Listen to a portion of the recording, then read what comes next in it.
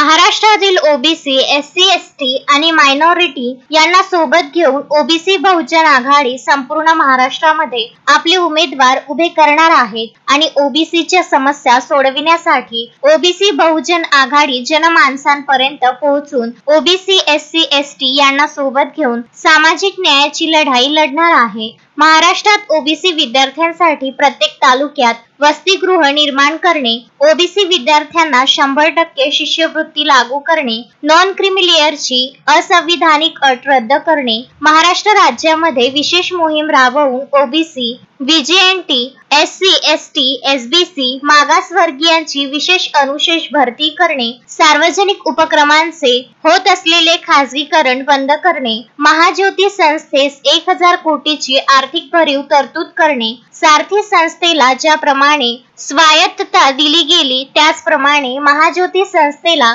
स्वायत्तता देण्यात येईल, मराठा समाजाचे ओबीसीकरण करू नये, ओबीसीच्या आरक्षणाला कुठल्याही प्रकारे धक्का लागता कामा नये याकरिता विशेष कायदा करणे, 12 बलुतेदारी आर्थिक विकासासाठी राष्ट्रसंत गाडगेबाबा यांच्या नावाने स्वतंत्र आर्थिक महामंडळ स्थापन करून आर्थिक तरतूद करण्यात येईल, सर्वांना त्यांच्या लोकसंख्येच्या प्रमाणात आरक्षण मिळाले पाहिजे ही भूमिका ओबीसी बहुजन आघाडीची राहील, अशी माहिती ओबीसी बहुजन आघाडीचे राष्ट्रीय उपाध्यक्ष डॉक्टर ज्ञानेश्वर गोरे यांनी पत्रकार परिषदेत दिली। मी डॉक्टर ज्ञानेश्वर गोरे, राष्ट्रीय उपाध्यक्ष ओबीसी बहुजन आघाडी।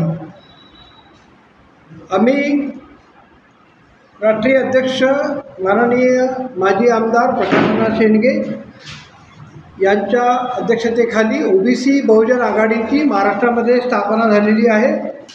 त्या अंतर्गत ओबीसी, एससी, एसटी आणि मायनॉरिटी यांना सोबत घेऊन आम्ही सत्ता हातात घेणार आहोत। विदर्भातील 62ही ठिकाणी आम्ही तिकीट्स देणार आहोत आणि त्या ठिकाणी आम्ही विधानसभेच्या निवडणुका लढत आहे।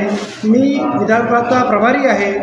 आम्ही या देशामध्ये असलेला सध्या चालू असलेला वादंग आणि महाराष्ट्रामध्ये चालू असलेलं मराठा आणि ओबीसी हा संघर्ष, त्यातून ओबीसीच्या आरक्षणाचा संरक्षण करण्यासाठी ही आघाडी काम करणार आहे आणि राजकीयदृष्ट्या 60% पेक्षा अधिक असलेला हा ओबीसी या देशामध्ये राज्यामध्ये वंचित झालेला आहे, त्याला न्याय मिळण्यासाठी सोबतच एससी, एसटी, मायनॉरिटी यांनासुद्धा आम्ही घेऊन चालतो आहे आणि एक नवा आघाडीचा प्रयोग या महाराष्ट्रामध्ये आम्ही करतो आहे आणि त्या अनुषंगाने आज ओबीसी बहुजन आघाडीची अमरावती येथे बैठक लावली आम्ही आणि त्याशिवाय आम्ही विदर्भमध्ये सुद्धा आमच्या आघाडीच्या बैठकी सुरू आहेत। या ठिकाणी आम्ही पत्रकार परिषद घेत आहोत। धन्यवाद। अशोकभाई जोशी, विदर्भ न्यूज, अमरावती।